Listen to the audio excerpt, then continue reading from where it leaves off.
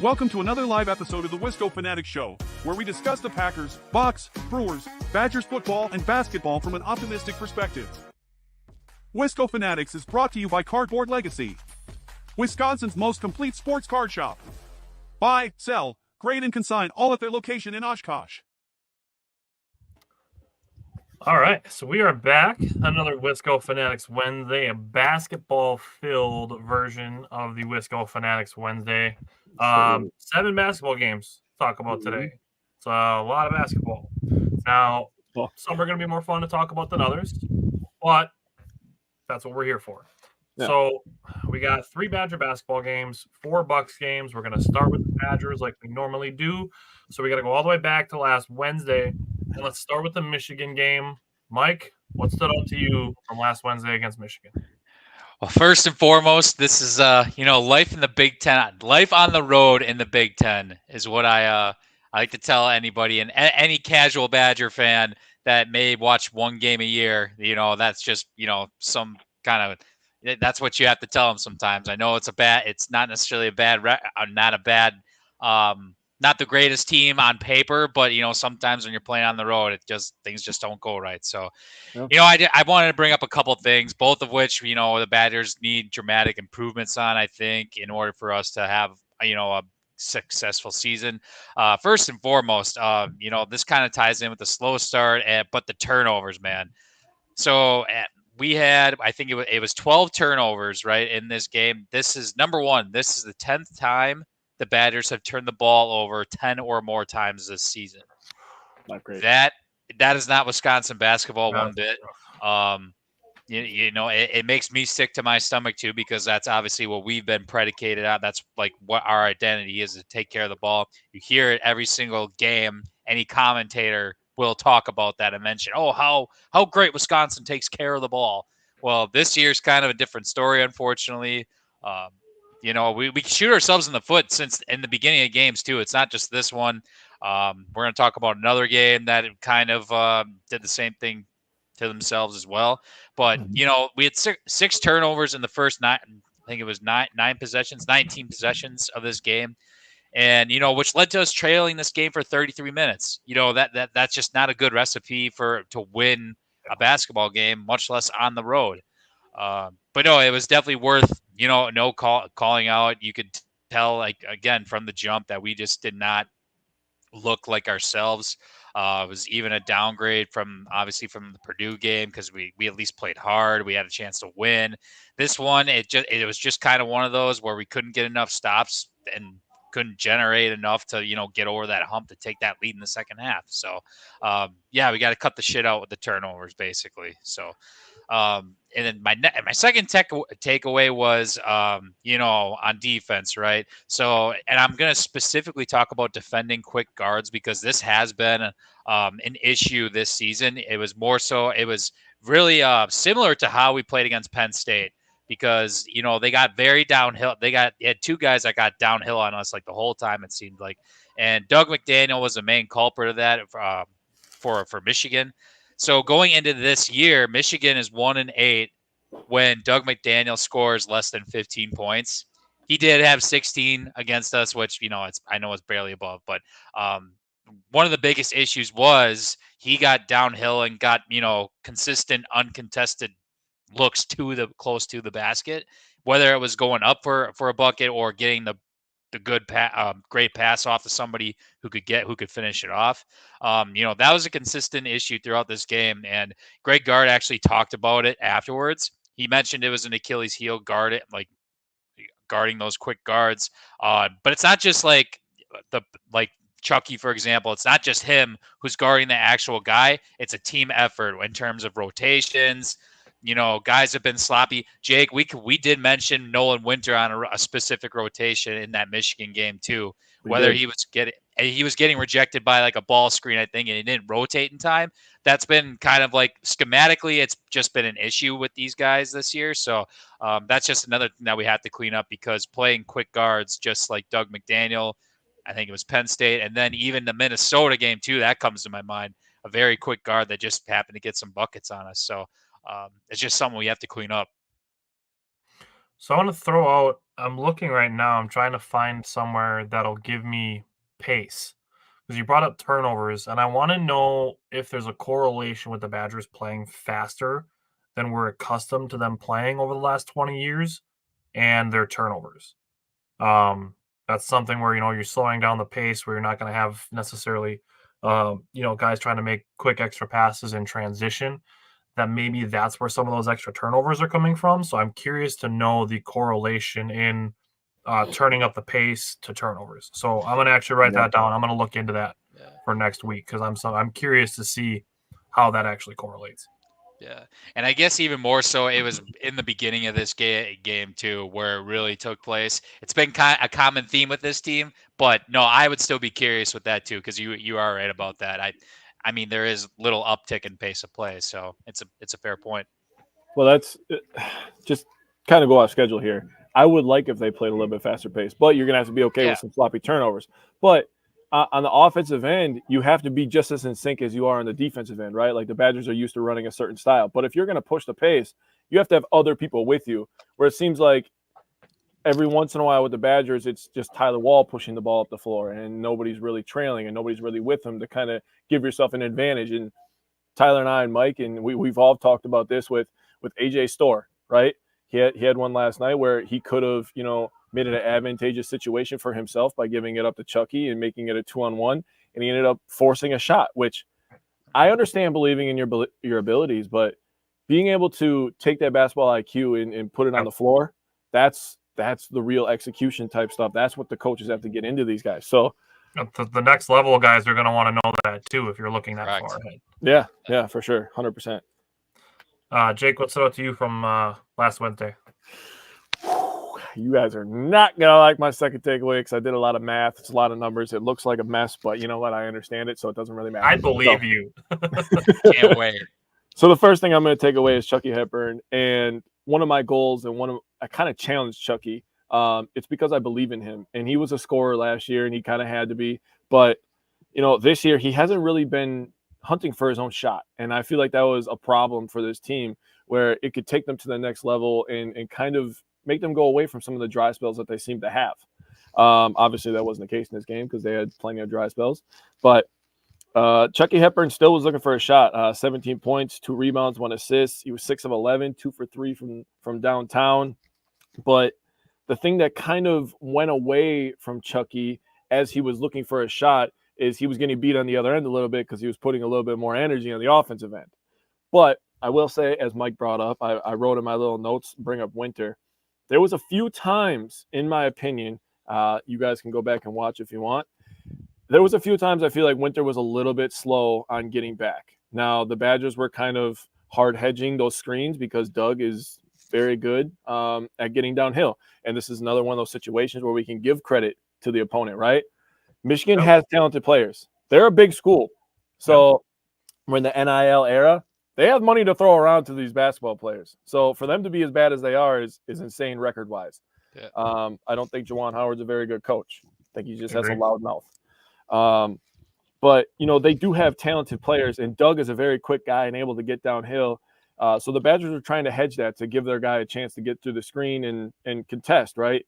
And I feel like Winter kind of screened Hepburn a few times. So that's something that he's going to understand as he grows. I'm not trying to rip on him or anything like that, but that's just experience thing. That's a playtime thing. Exactly. So my last thing that I took away was the offensive dry spells. Get ready to puke. So I'm not going to tell you all the numbers. You guys are just going to have to trust me. There's a lot of numbers on this paper. A lot of numbers up here, okay? So in the first half, they had 6 minutes and 47 seconds with no field goals. And then the first 20 minutes, they had 6 minutes and 47 seconds. In the second half, they had, of 20 minutes of playtime, they had 10 minutes and 52 seconds with no field goals. Oh, my. That's a lot. So when you add that up, they had 17 minutes and 39 seconds of no field goals. And when you add on top of that, this is a team that shot 13 of 19 from the free throw line. Spoiler alert, I'm going to bring that up again later. So you're missing 6 points from the free throw line. You have offensive dry spells of 17 minutes and 39 seconds. That's almost half the game, and you lost this game by 4. Mike brought it up last week. Control the controllables. Get good shots. Now, we did have some free throws in those times, but I'm just talking strictly field goals. But the offense that we run and pushing the pace, I think, would be something that could help us, in my opinion. Yep. So you guys had some good takeaways from the game specifically. Now I want to talk about, first of all, hi Reggie. I want to talk about how we respond to adversity, one, and then how we as fans and the three of us being Wisconsin sports talk show participants, hosts, direct our focus after losses and tough stretches, because obviously we're gonna transition this into the Rutgers game in a second. But I want to bring up a section from a book called The Mental Game of Baseball.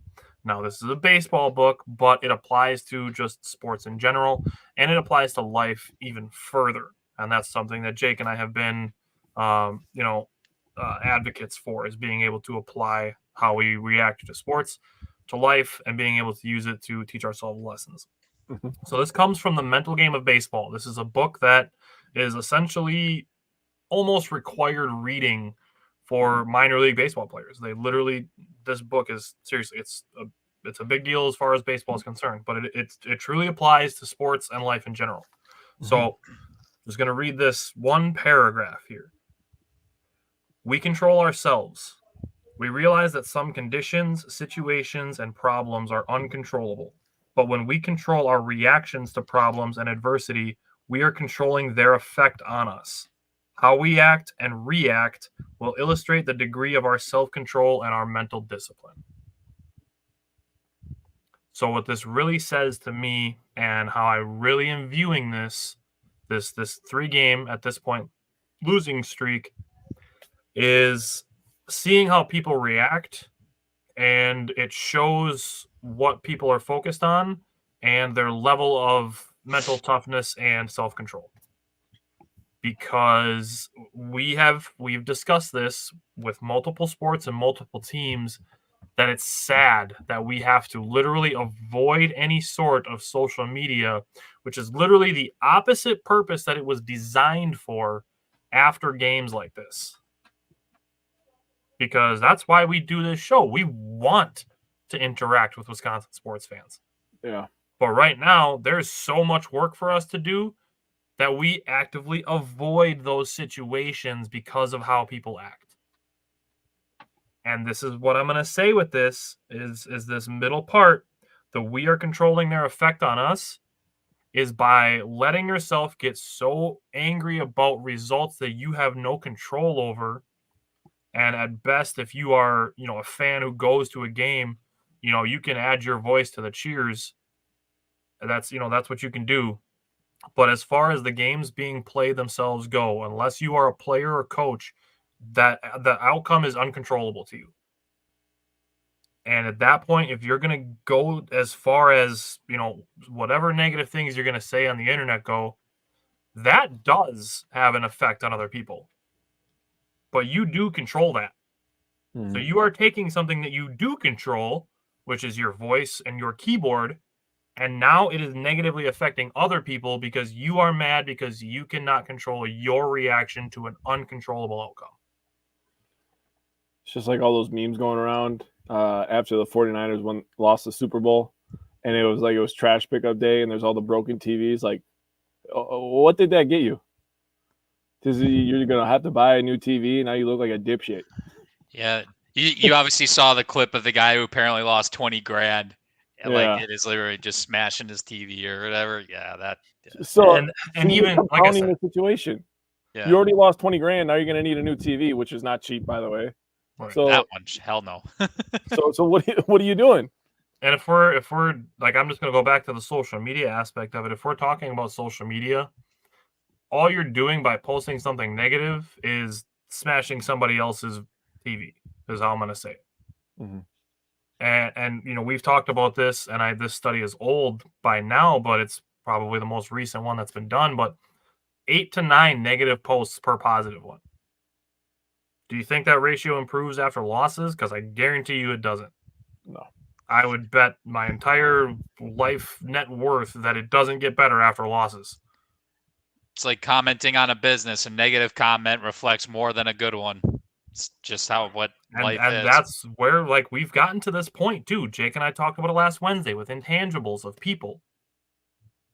When people are just constantly making negative comments all the time, that reflects on the fan base.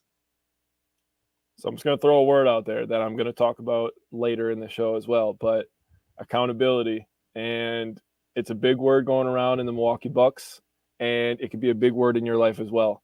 Hold yourself accountable to be a good person. There's literally zero reason for half of these comments. And I'll say this is if you're the person that's negative, and I get being frustrated because we have that. We Yep. have that. Three of Yep. us have that. Those Yep. times of being frustrated with things. Whether it be individual possessions or or single games or stretches of games or entire seasons, regardless of what it is, whatever the sample size is. We get frustrated at times too. But what we don't do is let it control our emotion. Because when you let it control, how you go and act then, and, Jake and I have done this at times where we would, like, the next day, we'll type out a whole post about, why we're still optimistic going forward and things like that. And maybe we should get back to doing that.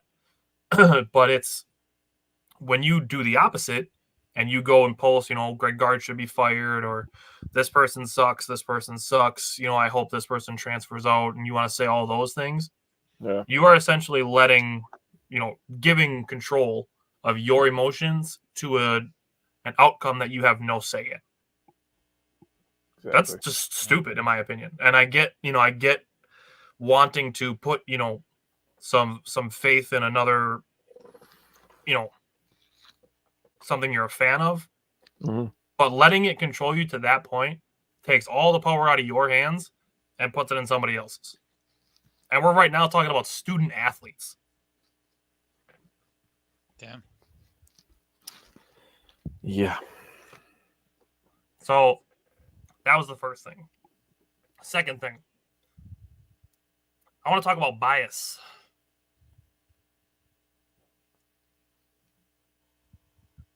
So with us, we do our show more positive and optimistic point of view, which has led us to being, accused of being biased, or, saying that we're only sunshines and rainbows if I had $1 for every time I heard that. Or not being realistic. That's another one. Because we're optimistic, we can't be realistic. Yep. Which is just not true. Now, and that's something we strive for. Connor Essegian, I think these comments actually came out on Friday or Saturday, but I'm going to use them now because this game, the Michigan game, was one where people are like, oh, fire Gard. They lost to one of the worst teams in the Big Ten. This is Connor Essegian has given a perfect example of showing what bias actually looks like. And Connor Essegian is ammunition that people that don't like Greg Gard have used a lot for a reason to fire him. Oh, Connor Essegian's taking a step back under Gard, or Connor's going to transfer, so we should fire Gard. When, last season, the Badgers were the only one that had offered Connor a scholarship, but that's neither here nor there. Mm-hmm. But then Connor Essegian gets asked by multiple reporters about his relationship with Greg Gard. And Connor Essegian points out that he appreciates Greg Gard holding him accountable and helping him get better. And then people that don't like Greg Gard will go, well, what do you expect him to say? That's what bias looks like. Because that is where you're getting two differing things and twisting it to fit one narrative. Yeah. That's what bias actually looks like. Sometimes it's impressive how people can twist things and make them fit. It's ridiculous. So we need to work on that as well. Okay, so we can go to Rutgers. Mike, what's that out to you from Saturday? You are muted. My bad. Based off of what you just said, I'm going to bring in Connor Essegian right away. Obviously, this wasn't the greatest game. We all know that. But the one bright one bright spot I thought was, Connor Essegian. He had 15 points, 5 of 12 shooting, 2 rebounds. And I really wanted to bring up, not just his stat line, but I felt like his confidence grew in this game. More so because, he missed 3 of his first 4 shots once he got into the game.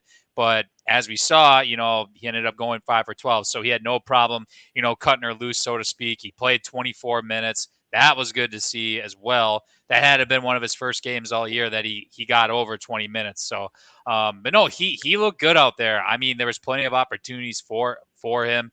I know we were almost out of it damn near most of the game, but he was flying around for the most part. And no, it was good to see him, getting into the flow of things. And yeah, he was one positive takeaway I think we could get from this game. So yeah, he was worth calling out. And then this is kind of a broken record for my second takeaway. I got turnovers / ball security, and this really goes back to similar to Michigan, our starts to the game. And the first half we had 11 turnovers. Second half we cleared things up, right? But 11 turnovers for the first half that turned into 11 points of Rutgers. The batters turned over the ball 4 times in the first 9 possessions. Also not a good. That's a recipe for disaster right there. And at the end of the game, the end of the day, kind of a culmination between Michigan and Rutgers. We're just not giving ourselves a chance to win these games if we're having starts like this. Because Michigan, we were trailing for 33 minutes. Rutgers, we didn't get the lead once.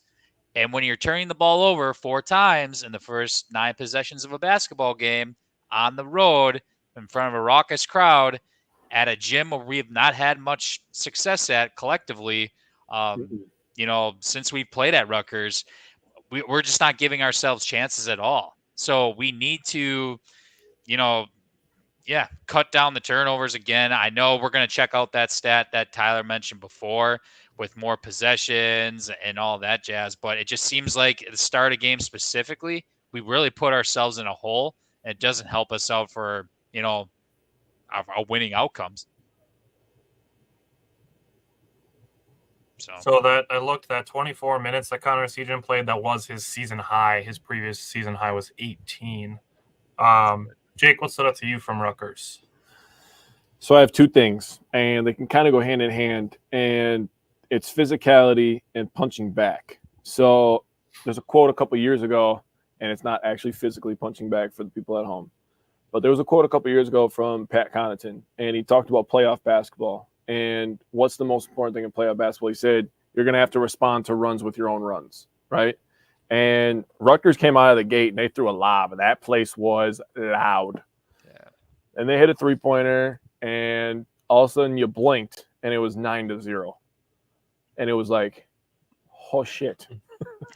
Yeah. Right?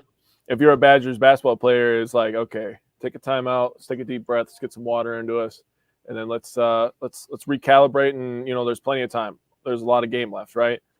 And although they did stay within striking distance for most of the first half, I don't feel like they actually punched back. I felt like they were just playing even.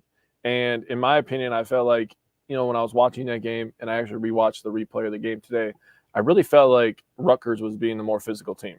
They were bumping us a little bit more on our screens. They were boxing out a little bit harder. They were going to the rim a little bit harder. And, people always complain about people like Giannis. Why does he shoot so many free throws? It's because he makes an effort to let the ref know, I'm going to go to the rim, and there's probably going to be 3 people that grab my arm or push me. But there's no secret to why he's getting those free throws. It's because he's being more physical and he's asserting himself. And the same can be said for teams. And I felt like the Rutgers were the more assertive team. Now, obviously playing in their gym, and as Mike brought up, we haven't had a lot of success there. But that's not an excuse for you to put your tail between your legs and go hide in the corner. That's not what we're about, right? Yeah. So I feel like they didn't punch back, and they didn't match the physicality and energy level of the Rutgers Scarlet Knights. Plain and simple. Yep. So my first one that I'm going to talk about this ties in perfectly to that, because my first takeaway is identity. So my thing with this 4-game losing streak is that I think it has a lot of guys playing hesitant.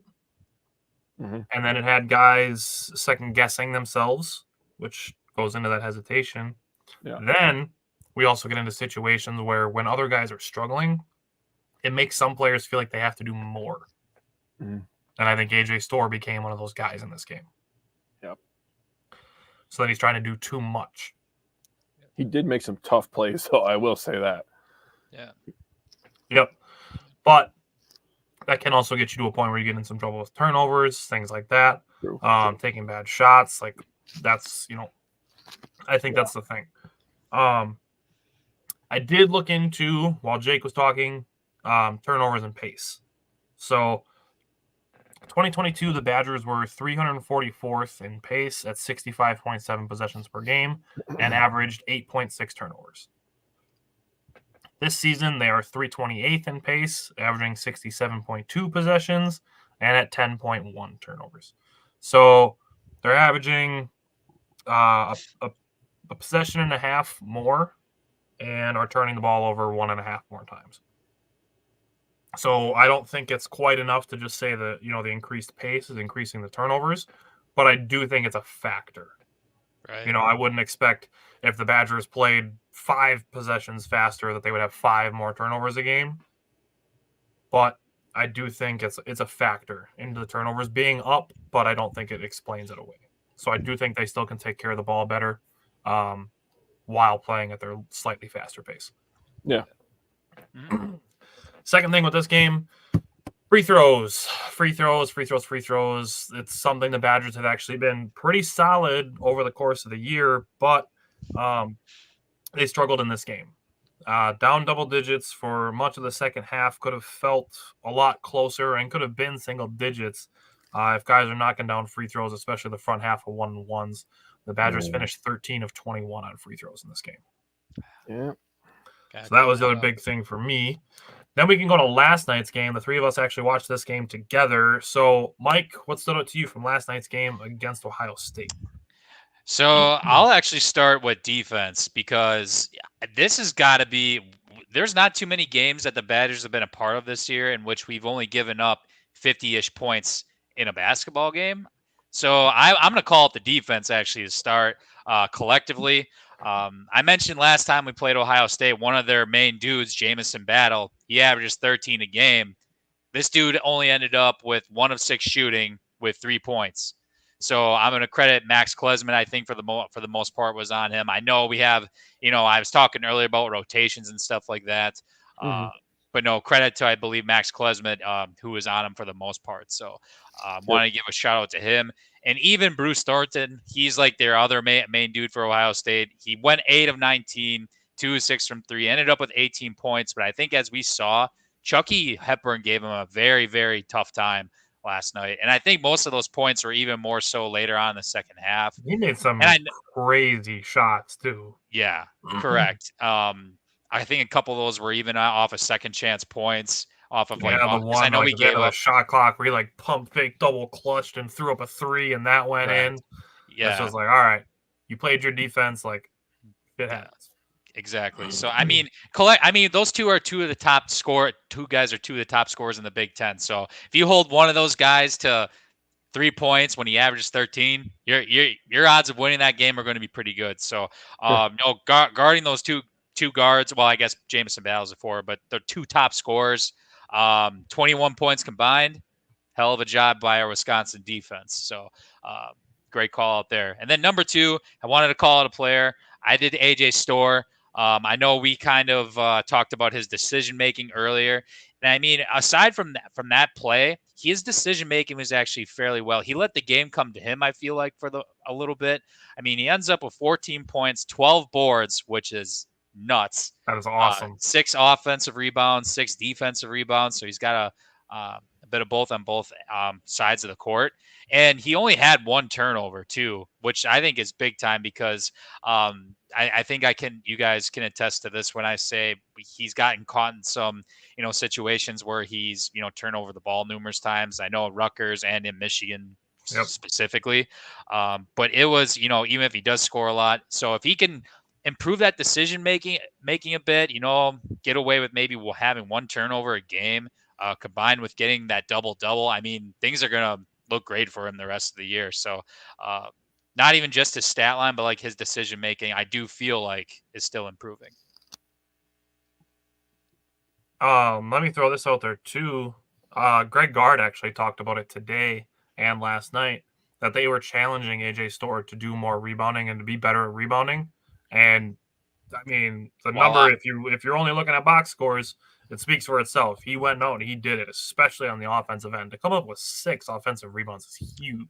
Yeah, and I know specifically like 2 of those shots that went up that he got were like at the end of shot clocks. I know like Chucky had one shot. I think maybe Max had another one, and he got, I think, both putbacks off of offensive rebounds too. So, no, if he can be a force down there with offensive rebounds, man, we're going to get more opportunities, and not even just on putbacks, but maybe he just gets a rebound and kicks it out to Max Klesman for an open 3, because there's going to be dudes watching him, because he's a threat. Well, he could jump high, he's athletic, and if you follow him, he's a very good free throw shooter. So there's a lot of benefits for him crashing the offensive glass. So correct. Yeah. Jake, what's up to you from last night? A few things. I'll start with the negative. The 3-point shooting has been a problem for a while now. Basically the entire season. I've called it out a few times. But I added the Purdue game in there because that was also a big game for us. But last night we went 7 of 21. I felt like there was a lot of opportunities for us to get better. And, with this game, you got the Rutgers game, Michigan, and the Purdue game. You add them all together, we have been 20 for our last 80. That is 25%. If this team is going to take the next step, we're going to need guys like Max and Chucky and AJ and even Stephen Crowell to start making some shots. It would be really nice if Blackwell helps with that, but if Sejan could start helping out with that as well. But stretching the defense out will make it a little bit easier for guys like Tyler Wall to get some one-on-ones. That's the main reason why us as a panel get on Stephen Crowell for not shooting and becoming a threat on the perimeter, because I understand that you want to be a low post guy. I appreciate that. I do. Mm-hmm. It's a lost art. It really is, the footwork and the physicality aspect of it. But you have a guy like Tyler Wall with amazing footwork, some of the best footwork in the country. I'm just going to go out there and say it. I don't care what anybody says. You're some correct. of the best footwork in the country. You're not going to hear many arguments on this panel. But if you have that perimeter threat from center and you allow him to go down low and do his own thing, even if you spread people out, we were just talking about AJ Storr, there's going to be less people to box you out. There's going to be less bodies. He can get some tip slams. He can get some and one opportunities maybe. So you have to have that threat of the three-pointer as we are in the three-point era, and it's only going to get more and more and more. I mean, we're seeing high school highlights of these kids pulling up from 35 feet. I mean, you have to be able to shoot the ball in today's world. That's just the way that it is, right? Mm-hmm. And I want to call out Chucky Hepburn. I called him out earlier in the Wisconsin-Michigan game. I called him out last week in my goals, and I think that he played a really, really complete game last night. 9 points, 5 rebounds, 7 assists. He was controlling the offense perfectly. He was playing physical. I believe in the Rutgers and the Michigan game, he didn't play the best game that he could defensively. POA, point of attack, defender is a really big term now in basketball, and he is the number one guy on the Badgers, right? So I think that he had bad games by his standards on the defensive end, in those 2 games. And I feel like he ratcheted back up to who we really think that he is in the Ohio State game. So just wanted to give him a shout out. He also hit the dagger 3 that kind of put this game away. So shout out to Chucky Hepburn. I feel like his confidence is growing and he's turning into the player that I thought and we all thought that he was going to be coming into this season. So good job by him. So Brett said he's looking forward to our Bucks takes. We're going to get there. Brett's burning the midnight oil a little bit, only two hours of sleep after watching the post game. I want to do a quick talk about Nolan Winter. This game is going to be one of those games where Greg Gard is going to burn the game onto a DVD and send it home with him. Yep. And he can watch it over and over again because there's a lot that Nolan Winter can learn from this game. Whether it be footwork on offense, making shots with confidence, because he did do that in the second half. He hit a pretty big 3 at a good time. Not that there's ever a bad time to hit a 3, but yeah, I mean a crucial time. I'll say that. And then just defensive positioning, and that's Jake, to your point, you talked about Michigan game being a potential learning opportunity for him as well. It's just one of those things that's going to come with more playing time, and more coaching, honestly. That he'll be able to learn from these things. So Nolan Winter, I want to talk about him. Secondly, I want to talk about a couple of runs. So the end of the first half, the Badgers finished the end of the first half on a 16-3 run, and they cranked up the defense without fouling, which is a big thing. Yeah. So Max Klesmit, to his credit, and Jake, to your point about spacing and being a threat because it helps the spacing, Max Klesmit is a guy that we've seen get insanely hot from the three-point line. Giving Max Klesmit more space is only going to benefit the Badgers. Yeah, 100%. So by making it so that guys have to guard Stephen Crowell closer, only going to benefit guys like Max Klesmit and AJ Storr. Yep. Because we know AJ Storr can shoot too. He's just having, a little bit of a down year compared to last year. But we know he's capable of it. Yeah. So giving those guys more space is only going to help. Max had 8 of the 16 points on that 16-3 run. AJ had his dunk, which helped with the momentum. Nolan Winter made 2 free throws, and Stephen Crowell had 4 points of that 16 points. So big run to end the first half. Then the Badgers started second half. They made 4 of their first 6 shots. So they had their lead up to 15. And we get to a point later where Ohio State made 7 straight shots. And then the Badgers needed to crank the defense back up. Shouldn't take 7 straight shots to crank up the defense, but, it happens. It's college basketball. Momentum's a thing. I've talked about it a lot. Yeah. Then the Badgers finally get a couple misses, but Ohio State's still able to convert them into second chance points. That cannot happen. Yeah. We talked about this with Stephen Crowell. This is one of those things where you got to get big, bud. It's been 3 years, and, there's no, noticeable more muscle, but you got to play bigger than your body at sometimes. And when your team needs to stop and there's rebounds to be had, my guy, I need the big guy to go get those rebounds. Yeah. Yeah. So finishing those possessions. And I'm not only putting it on Stephen Crowell. Obviously, like we just said, Greg Gard put it on AJ Storr to do more rebounding, but it's a team thing. Everybody's got to box out, and we got to finish possessions on those situations, especially when the other team's gaining a shit ton of momentum, making a bunch of shots in a row. You finally get a miss, and then they get a rebound, and they got 5 straight second chance points. So they essentially had 9 straight possessions that they scored.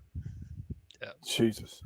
But we're here to talk about runs, which basketball is a game of. So the Badgers actually cranked it back up, starting with those 2 possessions where they gave up the second chance points, but they were contesting shots and finishing defensive possessions with rebounds, and Ohio State then missed 9 shots in a row. And it's not just because they were missing shots. The Badgers' defense was there. Yes. It was. Yeah, it was. That's why they say basketball's a game of runs. So the Badgers came out on top of it, back in the win column, which is good to see. Good old-fashioned Badger win, which if you love Bo Ryan and only talking about him, then last night's game should be the greatest game of your last 9 years during the Greg Gard era. So yeah, I'll put that out there. All right. That said, the Badgers have more games in the next week than the Bucks do. That's because of the All-Star break. So the Badgers have 2 games. They play Saturday at Iowa and Tuesday against Maryland. So, Mike, what are your 2 goals for those 2 games? So we were kind of talking about this before, but I said, number 1, go back to your identity. And when I say that, simply work through the post, okay? That's with Stephen Crowell and Tyler Wall. Our best looks on offense is when we get post touches. Whether it's, the finishing result of Stephen Crowell getting a bucket, or he kicks it out and to Max Klesmit or Chucky or somebody for like a 3 ball, or AJ Storr kick it to the wing, then he can, bring it down and take it to the rim himself. We got very we got away from that quite a bit in this last 3-game stretch, especially Michigan. Exactly, especially the Michigan game. It had like similarities to Nebraska too, to be honest, where we got a little bit of adversity hit at us, and then all of a sudden, deer in the headlights, we just wait till the shot clock runs down. We take jump shots that aren't very characteristic of us, and just settling for jump shots in general. So get back to your identity, work through the post, and get your good shots. Do what you guys have been doing really well in this year, and that's what it is. If you work through the post, you will get good shots. We have enough threats offensively that can, do some damage if we do that. We've seen it all year. Let me throw my first one in there just because mine's almost the exact same. Yeah. My first one is to use what works. So when you're scoring in the paint, keep going to the paint. Yeah. I think it was in the Michigan game. At one point, they had, 6 straight paint scores? Correct. And then they followed it up with 2 threes. Like, guys, if it ain't broke, don't fix it. Like, just keep going until they stop it. Yeah. Just keep going at the paint. And then my other thing with the paint is, and I'm just going to add this in, is when you get it in there, make a move right away. Right away. As soon as the ball touches your hands, do something with it. We were definitely harping on that one last night. Yeah. Fuck, dude. Oh, my God. If I have to watch for like another 7 seconds come off the shot clock while Steven Crowell dribbles and moves 3 feet, like, dude, you got to move the ball faster and stop letting the defense recover. Yep, exactly. Okay. Go ahead. Give your second one. And then this one's, I want to bring this up because Chucky Hepburn actually played 39 minutes last night, which is insane. And I know injuries are a part of this, but we got to get more bench production now. I know we've had stretches where, we've scored over 20 points on the bench. We are capable of doing it. And I told you the guys this last night, I'm anxious to get Kamari McGee back. I'm anxious to get John Blackwell back. I know that's going to help a lot when that happens, but at the same time, I don't think we can live with Chucky playing 39 minutes in a basketball game. I don't think Chucky can live with Chucky playing 39 minutes in a basketball game. Exactly. And I mean, Klesman played 33. I mean, that's still pretty high as well. So I know our starters for the most part were relied upon to get this done, which I'm all for given the circumstances on a 4-game losing streak. We got to get this, but I look at like Chucky's, 39 minutes and that doesn't make me cringe, but it definitely gets me a little nervous for sure. So, hopefully ice bath. So get more bench production. I know that's, whether it's Isaac Lindsay coming in, maybe hitting a couple jumpers here and there, whether we have to do some more rotations, bring Connor in, put Klesman at the point guard spot. I just like to see a little more bench production. Hopefully that starts with Blackwell, hopefully being back on Saturday, and Kamari. Kamari's going to be back, I think, pretty soon here. I thought February 15th was his rough due date, to be honest, but we'll see what happens. Cool. Yeah, my second one is to get John Blackwell healthy. You already brought up, the bench scoring, but let me throw in another subject we've been discussing is rebounding. John Blackwell is a big guard. And I think we're actually seeing, without John Blackwell, a little bit of the impact on the rebounding. And I do think John Blackwell is another one of those guys where you're talking about, Steven Crowell being a guy who can get the ball to go inside out.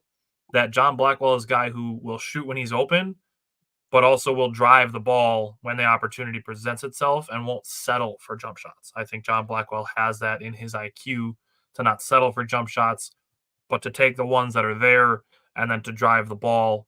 And we've seen him and Tyler Wall work some really beautiful 2-man game. So I like that with Blackwell as well, that those two are able to get each other good looks in the paint. So my other one is to get John Blackwell healthy. So Jake, what are your 2 goals for next week? So I smiled when Mike was talking during the Michigan game because he brought up dribble drive, and that's one of my goals. We have to stop the dribble drive. That's something that irks me, man.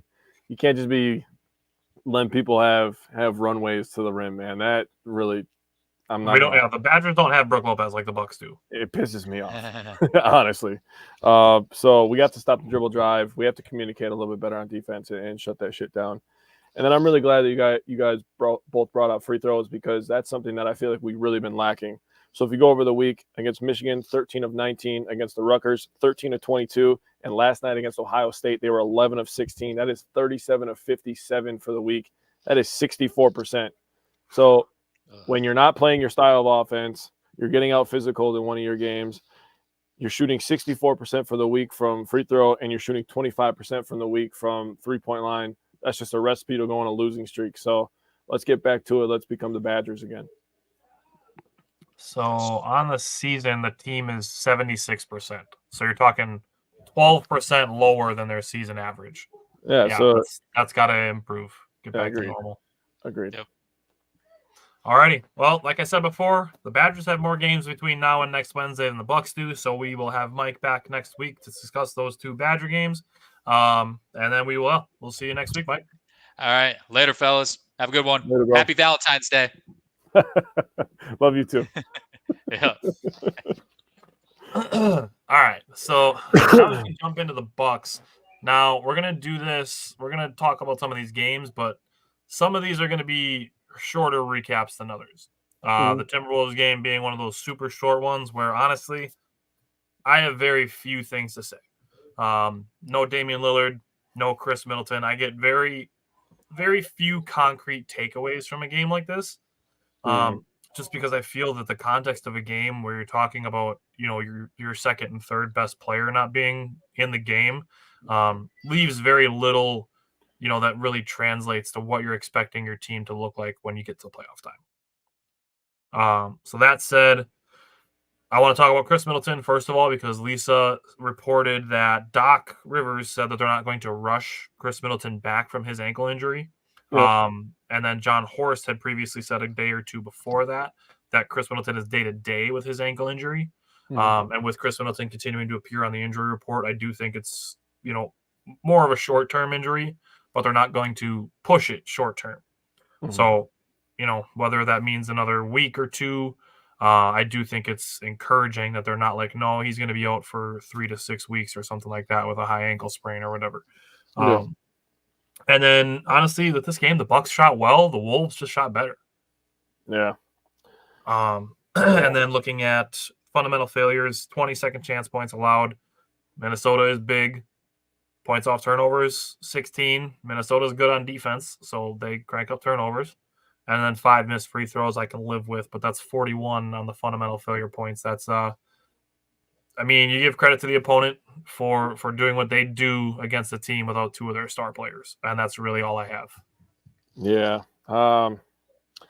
Just want to, outside of what you brought up, great job, buddy, but just want to talk about Jay Crowder. He had a really good first half, so it was really nice to see Jay Crowder balling in the first half. Yep. He was cooking a little bit. That shows the potential of him when we're fully healthy, having that guy come off the bench. And then the Milk Mamba. Say it, yeah. The Milk Mamba, baby. That is by far the best nickname that I've seen for him. He's got a lot. AJ Threen, AJ Greenlight. There's just a lot. But Milk Mamba, that when I saw that, I was like, that's it. That's it. I don't care what else anybody else calls him. He's Milk Mamba from now on in my world. But he was on fire, 27 points, 9 of 11, 7 of 8 from 3. So if there's one thing, they found a nice young rotational piece that's going to be important for them for the rest of the season. And the thing about him is we did some play breakdowns earlier this week, and he's not just a shooter. And it's really, really odd, I'll say. But this is kind of the new age. If you're not going to be a superstar, you're not going to be able to do everything, but you're just going to be a shooter. You also have to be a point of attack defender to some degree. Really? And that's exactly what he was. He's a big guy that can be physical and get over screens, and he was showing his value in this game and every other game the rest of this week. So great job by both of those guys having, Brad, I was going to try to avoid that, but holy crap, Anthony Edwards, dude. Every call, whether it was for them or against them, he was vocal. I seriously cannot wait to play them again at the end of the month, and I hope we smack the hell out of them. Yeah. Hopefully Chris is back by then too, because I think Doc's going to have the team in a good place, and we'll talk about that in some of the later games this week. But yeah, it's like we said, there's not a lot contextually to take away from it, so it's just one of those games where you just crumple it up, throw it over your shoulder. Yeah. It's not really anything that's going to tell you about what the team's going to look like in April, come playoff time. So, Brett said even the mic heard Cat say, "Come on." Whatever. It's the same. It was the same with the Dallas game. It was the same with the Nuggets game. Just move on. Oh, I have something to say about those Nuggets announcers when we get to there. So, all right. Well, let's do Hornets first, because this game is just what the Doc ordered. Hell yeah, dude. Seriously. When you can win a game by as much as the Bucks won this game and Giannis scores 15 points, you're in a good spot. Dame looked really good. Brook Lopez, Malik looked really good. The Bobby Portis was balling. Really everything. We got the nasty highlights out of this one. Man, this game, I just wrote in all capital letters. I said, fun. This game was fun. This was one of the few games during this season where people weren't taking the championship expectations and then just absolutely throwing the entire house at it. And I feel like that's part of the problem for a majority of the fan base is they're thinking like, we have championship expectations. We can't lose any game. You're going to lose some games. You know, you're not going to win every single game. I honestly cannot remember the last time that the team with the best record won the championship. Like it's been a while. You could probably say that for football. You could probably say that for baseball. I mean, really, just because you have the best regular season record doesn't mean you're the best team, right? Yeah. Now, I won't disagree and say that it's been a lot of fun when the Bucks are the best team and we're blowing people up by 30 every other night. I mean, that's a great time. I have a lot of fun doing that. But I appreciate these games much more when we're going through these lumps and then all of a sudden we smack the hell out of somebody. I mean, that's fun for me. And the Hornets didn't have some players available, but it doesn't matter. This is a get-right game. This is exactly what the doc ordered, exactly like you said. And it got the team in the right mindset going into Monday night, which, by the way, why are we playing so many back-to-backs? Well, let's save that. Let's save that for, honestly, save that for the Miami game. We're just gonna set the base. Okay, Yeah. we're gonna set the base for that. So I want to touch on a couple things that you said. First of all, being the fan perception of championship expectations. Mm-hmm. Yes, right now the Bucks are in, I'll say, make the finals or bust. I agree. I'm not going to go so far as to say that if the Bucks don't win the championship, that the season's a complete catastrophic failure. If they make the finals and lose in 6 or 7 games, like I'm not going to be mad. Like we're talking, we're one of the best 2. Yeah. Even if the Bucks lose in the Eastern Conference Finals to the Celtics in 7 games, like that series is going to be fantastic. Mm-hmm. Championships are not won in the middle of February. No. That is why Giannis constantly talks about building good habits. Because what it boils down to essentially, and this is a phrase that you'll hear tons of personal trainers, athletes, high achievers talk about, is that when you are in a situation and, you know, it's do or die time, you sink to the level of your training. Mm-hmm. That's the phrase. So right now the Bucks are training for the playoffs. Mm-hmm. That's the situation the Bucks are in. The Bucks are not in a position to be developing young players. So I'm sick of seeing, Ajax and MarJon aren't playing enough. That's not where the Bucks are in their franchise. That's not what they're there for. And I get that we want to develop young players, but honestly, championship windows are 3 to 5 years. And people are trying to keep them open forever, indefinitely. Yeah. And I get that. I get wanting to feel like you can be a championship contender for the next 10 years, but it doesn't work like that. No. And if you can keep it open for longer than 3 or 4 years, that's where you get into dynasty territory. If you can make, enough runs at championships like that. Golden State. So Golden State is a perfect example. So when we're talking about the Bucks, right now they are in training for the postseason, and they are not in developing young guys mode. That's what the Pistons are doing. That's what the Spurs are doing. That's what the Hornets are doing. I mean, the Thunder are doing it, but they've assembled 79 first-round picks. And their guys are entering their prime. That is the most incredible thing I've ever seen, man. It's incredible. But I mean, that's not where the Bucks are. The Bucks are in contend now mode, not contend in 3 years mode. Mm-hmm. So if you want the Bucks to be a championship team, you gotta let go of the developing young players thing. They just don't happen at the same time. Mm-hmm. And the Warriors are a good example, because they've had some picks in the last couple of years that just have not worked out. Wiseman is the prime example. That was the biggest blunder pick that they could have. If he would have worked out, their championship window would have reopened. Oh, yeah. 100%.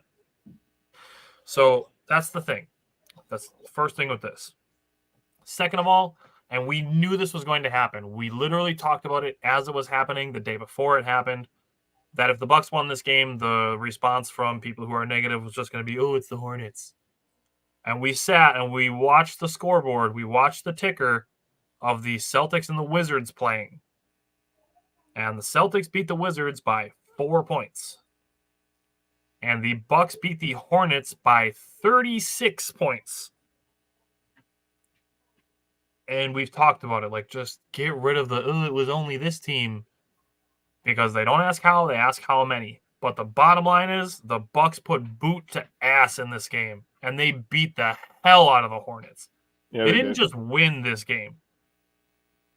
They also held the Hornets under 90 points. That is rare. In today's NBA, yes. We've seen the Bucks score that in 3 quarters. More than So a few times. here we go.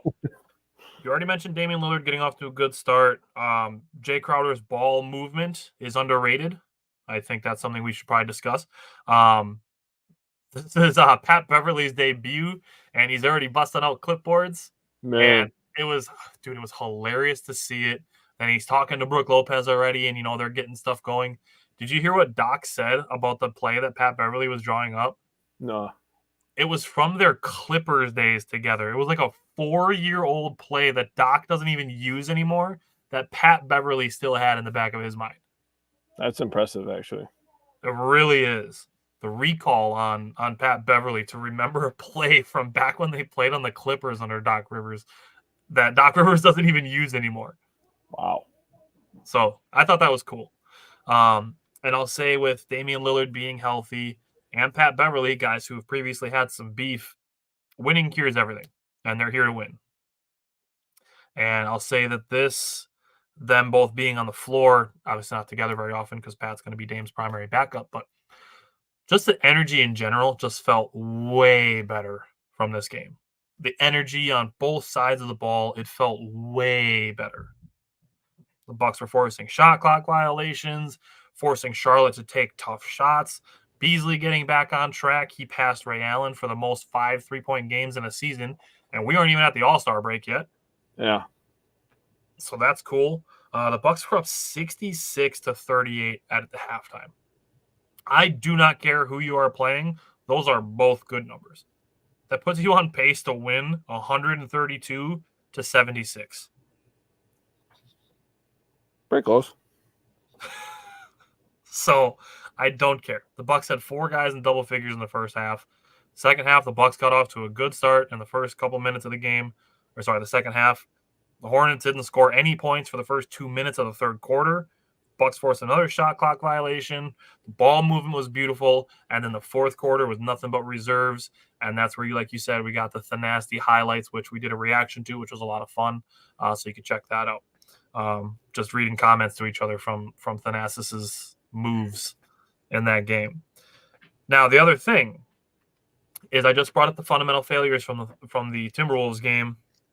This game, playing a team that you would expect the Bucks to beat and beat handily, allowed 12 second chance points, only 5 points off turnovers. That number is beautiful. And then 4 missed free throws. That's 21 fundamental failure points. That is the second lowest I have ever seen. Wow. So I love that.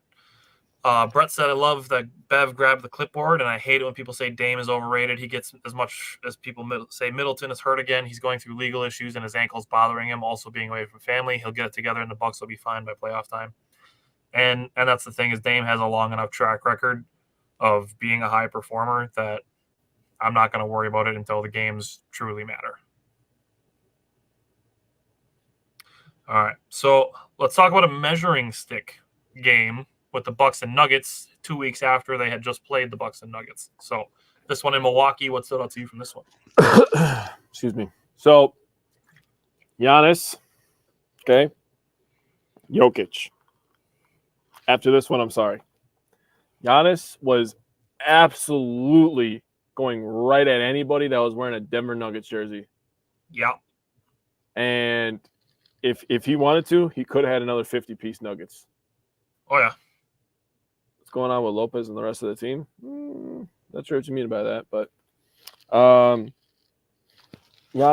36 points, 18 rebounds, and 5 assists. He had as many assists as missed shots. That's Nice. ridiculous. Damian Lillard, 18, 3 and 5. He's got to get the legs under him again after having a couple days off with the ankle. Brook Lopez, 9 points. Jay and Malik were really just making impacts by playing good defense. I felt like the defense, this was the best, and I know it's not the lowest because the Hornets were 84, but I feel like this was the best that the team played defense the entire year. Mm-hmm. The energy level was amazing. The rotations were amazing. I just felt like everything was on par. Bobby Portis, I think, had a solid game by his standards, and the Bucks shot 47% behind the three-point line. So they were getting good ball movement, and they were getting into their shots early. There was a couple plays that we broke down from this game as well that were just like a mamma mia, right?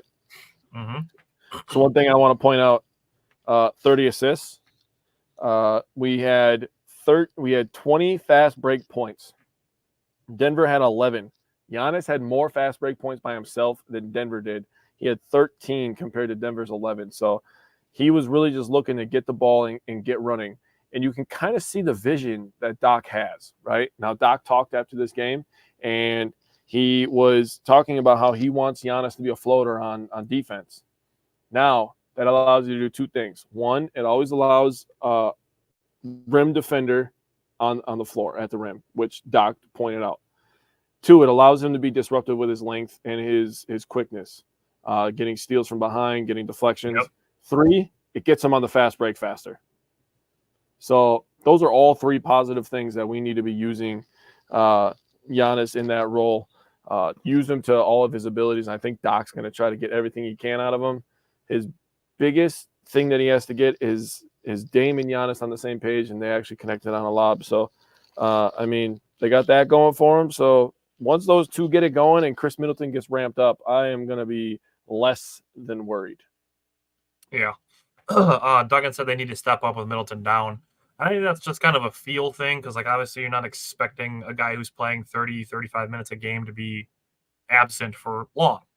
And that's not, how you want to go about it. And I think we saw Beasley step up in some of these games, definitely the Hornets game for sure, and he's capable of it. So, I think it's just going to be game by game. You just need one guy to score 5 or 10 points more and another guy to score a couple more points here. And then whoever's filling in the starting lineup, just helping out. I'm not expecting anybody to replicate Chris Middleton's performance while Chris Middleton is out. So we talked about defense. The Bucks actually jumped out to an 11-2 lead, and I didn't mind the challenge that Doc Rivers called. I saw people complaining about the challenge about Damian Lillard, his offensive foul. I thought that it looked like Damian Lillard got fouled before he hit. I don't remember who he hit. He hit the guy in the face after, but I thought the foul happened first. So I don't hate the challenge by Doc Rivers. It's just one of those things where, like we talked about it during the Badgers segment, that if people have, somebody that they don't like, they will twist any sort of logic as a reason to not like Doc. Yeah, I agree. So that challenge was one of them. And people are like, oh, why is Doc challenging that? He's a terrible coach. Just turn your fucking TV off until April and leave the adults alone. Agreed. That said, Brett, we're going to talk about last night's game, but he said poured all their energy against the Nuggets, held them under 100, and yeah, we'll talk about the Heat game. But I really thought, even though Jokic was playing really well, and he is one of the two best players in the world, the Bucks were making it hard on him. They were throwing multiple guys at him. Lopez was being a little physical with him and forcing him to take contested shots, which he makes contested shots because he's Nikola Jokic. That's why he's got 2 MVPs. Yeah, and he's a champion. That too. But getting into the second quarter, the Bucks really firing on all cylinders. Playing good defense, leading to transition. We broke down multiple plays of defense turning into offense. That Connaughton playing good high IQ basketball on both ends of the floor. The Bucks playing together. They built a double-digit lead starting with their defense. Denver didn't hit 30 points in the game. 30 points in the game until 6-12 in the second quarter. And Jamal Murray, a guy that we said in one of our play breakdowns, we hold in very high regard. Yep. He didn't score until about 1 minute left in the second quarter. He was getting clamped. And that's shout out to Pat, shout out to AJ, Dame a little bit, Pat Bev a little bit, but mainly Pat and AJ guarding Jamal Murray. A little bit more size on him. Yeah, and they did a great job. And Giannis just scoring on everybody. He had 26 points at halftime already. Jamal Murray didn't start the second half. They were getting beat by double digits, so they kind of just held him out. We've seen the Bucks do that, or not the Bucks do that. We've seen the Celtics do that against the Bucks when the Bucks were running them out of the building. But this game is a perfect example for people that say Giannis has no bag, because Giannis was in his bag. He hit that pump fake, then he did the step through and got a dunk out of it. Then the next possession down, he gets a post fade and perfectly swishes it. Dude, Giannis was cooking. Dame came alive in the third quarter. I believe he had 14 of his 18 in the third quarter. The Bucks getting creative with screens too. This is something I maybe should go back and get some clips of, because this is the Doc Rivers thing. They're doing different kinds of screens and setting them in different areas, using them off the ball, being more creative, setting screens, and I love it. It mamas the Mia. Could be a Dave Yeager thing too. Yeah. So the Bucks were up 28 after the third quarter. The Nuggets only scored 19 points in the third quarter. So at the end of the third quarter, the Nuggets had 63 points. At halftime, the Bucks had 60. I like that. So honestly, when it comes to scoring, 2 games in a row under 100 points for the opponents. They haven't done that since 2021 in November on the 22nd and 24th. The 2 opponents that they faced in those games were Orlando and Detroit, which in 2021, I don't have to tell you, were not good basketball teams. No. And they weren't the defending champs. Yeah. This year's Charlotte team is not a good basketball team. Denver is the defending champs. So that's a statement, I'll say, those 2 games. The defense just looks way different. You already mentioned Bobby Portis. I think Pat Beverly is helping the ball move quicker. And then the Bucks under Doc Rivers so far are rebounding way better. Yeah, they are. And this is something we can kind of transition into a little bit, but just having more guys near the basket is benefiting the Bucks defensively, especially when it comes to rebounding. Yeah. Now, fundamental failures this game. 16 second chance points allowed to Denver, who are good at that. 9 points off turnovers, that's pretty low. And 6 missed free throws totals to 31. Now, the fundamental failures so far up through this game under Doc Rivers, 31, 21, and then you have a stretch of 41, 45, 38. All of those games, either 2 or 3 starters were absent. And then before that, 20, 26, and 32. So under Doc Rivers, when missing only 1 starter, they averaged 26 fundamental failure points. Last year, the average was 38. Nice. So the Bucks are playing better basketball. And then just looking at 2 games when everybody was healthy and available, the first 2, the Trailblazers and the Nuggets game, the first 2 of Doc Rivers' tenure, 32 and 26. That's an average of 29. It's not bad at all. Even in those first 2 games when Doc Rivers has just taken over a team, the fundamentals are already better. The principles are already better. Yeah.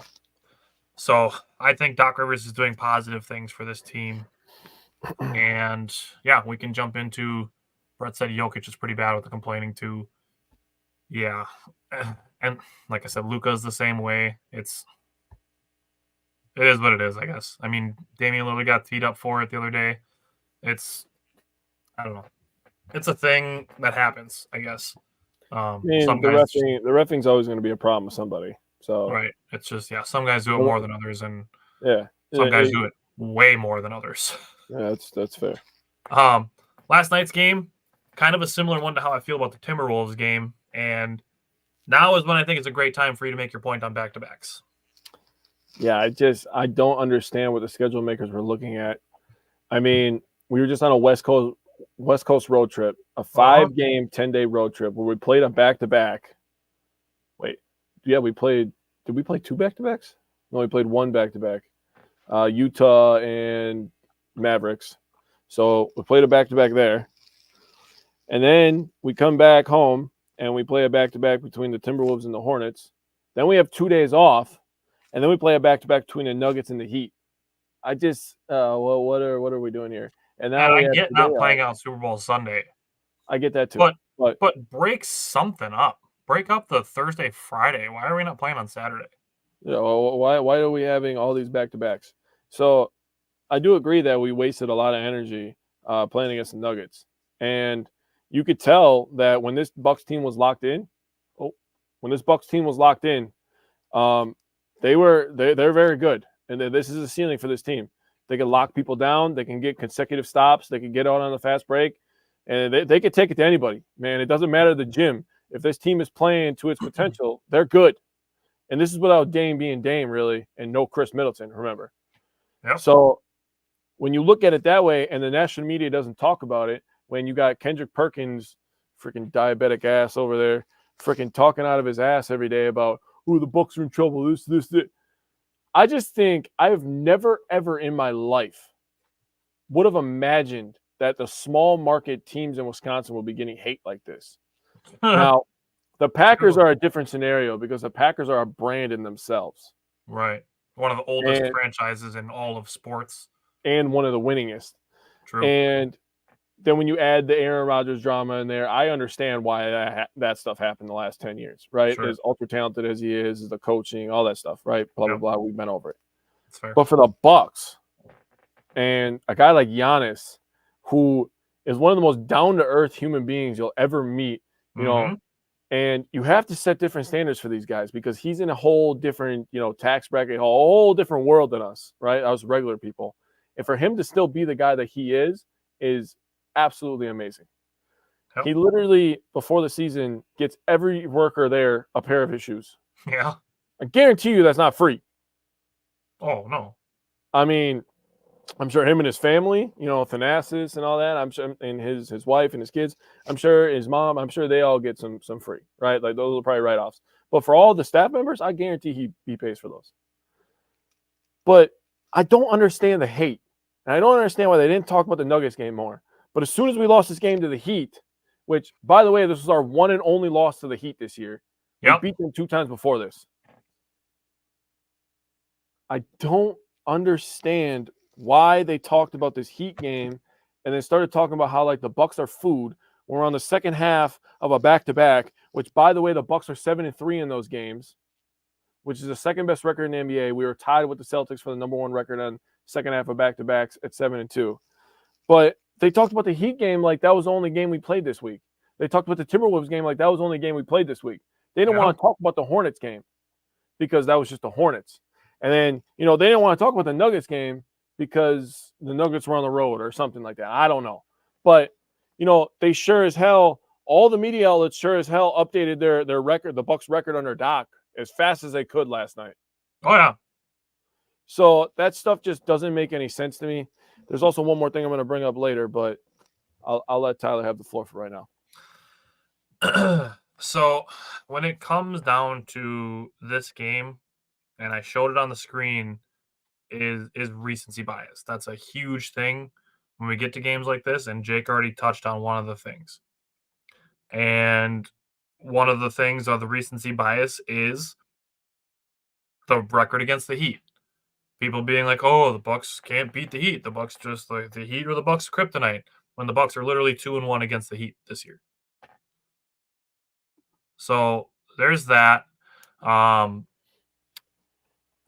recency bias of Nikola Jovic. Dude, why do we have to do this where we have to use an opponent's good game to somehow tear down what we have on our team? That's just how the internet works now, man. Because Nikola Jovic, yes, was picked 3 picks after Marjan Beauchamp.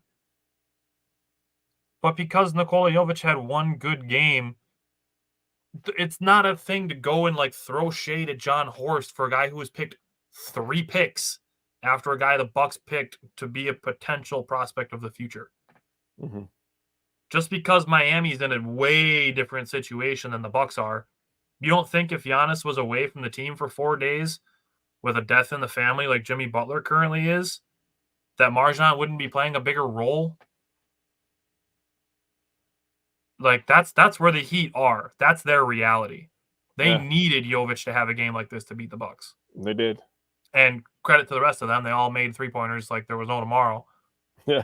But the recency bias aspect of fandom is just ridiculous. We got to work on it. It's a real problem. And that goes to, just like Jake said about the Doc Rivers record thing, is as soon as the Bucks lose a game, well, let's go update the Bucks record under Doc Rivers. But when they win, well, that's just what they're supposed to do, so we're not going to talk about it. It's just the Hornets. That's what they're supposed to do, so we're not going to talk about it.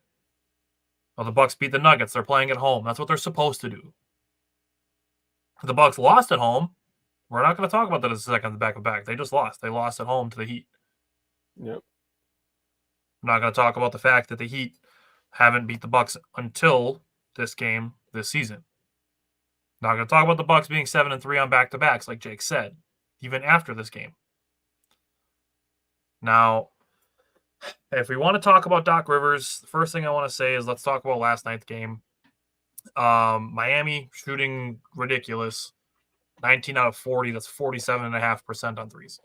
Yeah. The Bucks were 13 of 39. That's 33.3% on threes. So that's an 18-point difference there. The Bucks lost by 26. I mean, you're talking about an 8-point game where it was the 3-point shooting the same. Yeah. Now, that said, the Bucks offense just cooled off. Doc Rivers talked about it, cooling off in the second half. But let's just boil this down. The Bucks have played 9 games under Doc Rivers in 2 weeks and a day, so 15 days. They've played 9 games in 15 days. That's a lot of games. Yeah, it is. And And there was a road 5 trip of them in were there. in the West Coast. Yeah, exactly. And 6 of them were were part of back-to-back games. That's a lot of basketball games. Doc said it when he got hired that the Bucks were going into a tough stretch, and this stretch was going to be useful to teach them about themselves. Yeah. And I seriously, if you don't believe that this team is playing different, I don't know what else you need, because the team is passing the eye test, that they are playing different and doing better on the things that they weren't doing well under Adrian Griffin. And again, I'm not going to use this to throw shade at Adrian Griffin, but I think Doc is getting an unfair shake when we're talking about what is going on with the Bucks. Because I don't think that if Adrian Griffin were the head coach instead of Doc Rivers, that anything would be different record-wise. I don't think so either. I'm not going to say that it would be worse. I'm not going to say that, because it's just there's no way to prove it, and it doesn't benefit anybody. But you look at the defense, it passes the eye test. We broke down a whole bunch of plays from the Bucks playing the defending champs of the defense looking different and better, and the rebounding better, offense. It's getting there. Obviously, they haven't been healthy and fully 100%. Brooke had a baby. Chris stepped on Kevin Durant's ankle, and Damian Lillard twisted his ankle after dunking on Walker Kessler. Yeah. But the first 6 games of those 9, the Bucks were 1-5. That was 5 out of those 6 on the West Coast. Since then, they're 2-1. So last 3 games, they're 2-1. Mm-hmm. And the second was on the second half of a back-to-back. Yep. So we're not even at the All-Star break. Plenty of time to go. I'm not worried. Jake, you had one other thing you wanted to bring up. Yeah. So especially after last night, it got pretty ugly. There's a lot of discussion going around about, oh, this team's better than us. We'd lose to this team in the playoffs. Just want to add some context to that. So I was really interested. I wanted to look up records versus 500 teams, right? I wanted to see where the Bucks stack up against their opponents, right? So team like Miami, who apparently has the Bucks number, is 11-17 against teams over 500. Okay. Gross. Team like Indiana, who apparently looks at the Bucks and thinks that they're food, is 15-16 against teams over 500. So not a terrible record, still not a winning record. Mm-hmm. Team like Philadelphia earlier in the year, where you heard Kendrick Perkins blubber from his fat face, say that they were better than the Bucks. They are 11-14 versus teams over 500. Ooh. Not better than the Bucks. Team like New York Knicks, who are the hottest topic in the NBA for a while. Much of the reasoning behind that, I believe, is New York media. They are 11-19 against teams over 500. Wow. Not great. Interesting. You go to the ball. Boston Celtics are 22-11. They're the class of the East right now. At this very moment, they are the class of the East. What about Cleveland? Cleveland Cavaliers, a team that looks at the Bucks and thinks that they're food. You know, if you ask the media, the Cleveland Cavaliers are 13-15. Interesting. You go to the Bucks. Everything that's happened, coaching changes, Damian Lillard drama, Chris Middleton Injuries. getting healthy, coming back, Brook Lopez leaving. The sky is freaking falling in Milwaukee. The Bucks are 17-13 against teams over 500. Now, that is not the most amazing record of all time. I'm not going to sit here and beat my chest over it. But when you take into context everything that has happened, over 500 record versus teams that are over 500, we're winning games against teams that are also winning games. That's a great sign. If I'm not mistaken, based on your numbers there, that's number 2 in the East. That is the second best record of teams over 500. Now, obviously, the Celtics from day one, that marriage was going to work. Porzingis was going to fit in amazingly on that team. They needed a shot blocker. They needed a guy that could spread the floor. That was going to be an amazing acquisition for them. And then, obviously, Drew Holiday getting one of the best on-ball defender in the NBA. I could still say that and not feel bad about it. The best on-ball defender in the NBA, you're going to add that to Jaylen Brown and Jason Tatum. Obviously, they're going to be very good. We know that. And they're well coached. And they're well coached. The Bucks have not even hit stride, and we still have an over 500 record against teams that are over 500. If you're a Celtics fan, and James is in here now, and you're looking at the Bucks, and James, you can answer honestly. You can answer however you feel. If you're looking at the Bucks and you're thinking, man, they haven't even had anything together, and they're still beating teams that are winning games, you have to be a little bit fucking scared. Derek White, Derek White, should be brought up too. No disrespect to Derek White. He's fantastic. I mean, the Celtics top to bottom are a tremendous team. And they unsung hero, Derek White. But if you're a Celtics fan, you got to be – there's a reason that they post about us every time we lose. Because they know that if we get our shit together and Damian Lillard turns into Damian Lillard, Giannis is going to be Giannis. Brook Lopez is going to block shots, and he's going to stretch the floor. If Chris Middleton comes back to being Chris Middleton – he's a Celtic that 7-game series is going to be legendary. Oh, it's going to be instant classic. I want a fully healthy Bucks Celtics 7-game series. I don't want any injuries for either side. I really truly don't. If I take the fandom out of it, if I take all my Bucks stuff off my walls, if I take all the love that I have for them out of my heart, as a fan of basketball, I want Bucks Celtics fully healthy. I don't care where the game is happening. That shit is going to be bonkers. It's dude. What instant classic? Like I said, instant classic. If those two can meet in the Eastern Conference Finals, that would be insane. I mean, and obviously, James, I'm not going to write the Bucks ticket. I'm not going to write the Celtics ticket. We don't know what's going to happen. Right. You saw the Heat last year. They were a problem. They were a problem for not only us. They made it to the finals. And they knocked the Celtics out. And people want to forget about that. Yeah. Jimmy Butler can just flip a switch like nobody I've ever seen in my entire life. Dog. But I will say, the Bucks and Celtics are the two most talented teams. But obviously, that doesn't always win. I would love a Bucks Celtics series in the playoffs with fully healthy, dude. That would be amazing. James said out of the 3 times we faced in the playoffs, 2 of the series have been to full 7. Man. Yeah. We've one of them, Giannis took by himself, basically, with Chris injured. Steve said, does Boston have any boogeymans? Doc Rivers? Maybe.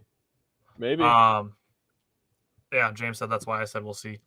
I mean, honestly, if we're talking about it, just where the Bucks are now, I think they are a better team than they were with Adrian Griffin. I think Doc Rivers has brought positive changes, even though the record hasn't reflected it yet. Because, like I said, I think even if Adrian Griffin were still the coach, that this team could still have had a tough stretch in these last 15 days. Yeah. All right. So the Bucks only have one game between now and next Wednesday because of the All-Star break. So that is Memphis tomorrow night. We got one more game before the All-Star break, and then Giannis, Dame, Beasley are going to be in some All-Star festivities. Other than that, we got a pretty chill show next week. It's only 3 basketball games, but we are coming up on draft prep season, which is going to start in March, March 15th. That's a Friday night. That's going to be our Brewers primer. That's going to be a great show. Yeah. Other than that, I do want to give a shout out because I saw that he was watching Tyler from Wisco Ball. All the logos you see in the back, those are Wisco Ball shirts. One of them being the Buck Yeah logo. He just got hoodies in, so he's got Buck Yeah hoodies coming. It's like, I need one of those. And it's almost time to break the Yelly hoodie back out. His baseball season is getting close because pitchers and catchers reported today. I put the hat on, baby. Pitchers and catchers reported today. The Bucks. See, here I am. I said the Bucks. I said the Buck Yeah shirt. So then here I am. The Brewers made a small trade today. They traded Clayton Andrews, a guy they were going to DFA after signing Gary Sanchez. They did swap him for a 19-year-old pitcher from the Yankees. So it's interesting to see what the Brewers are going to be doing. We're going to have some good voices coming with our Brewers primer on the 15th and some fun questions, some in-depth questions. So definitely looking forward to that. And as always, our draft prep is going to be in-depth as well. And that's going to start on March 22nd. I think we're going to have that. But the Friday shows are going to ratchet back up on March 1st. So Jake and I will not be back on Friday. We will be back next Wednesday. So thank you, everybody, for watching, and definitely stick with us because we're trying to get some big things going. I'll leave it at that. But Jake and I are trying to cook up some big things for this spring. So we're getting there. We're getting there. James has a leprechaun. That's funny, actually. We have the Milk Mamba, so watch out for him. Milk Mamba, baby. All righty. Well, go Bucks, go Badgers. Enjoy the All-Star break, and we'll see everybody next Wednesday. Till then, see you then. Peace out.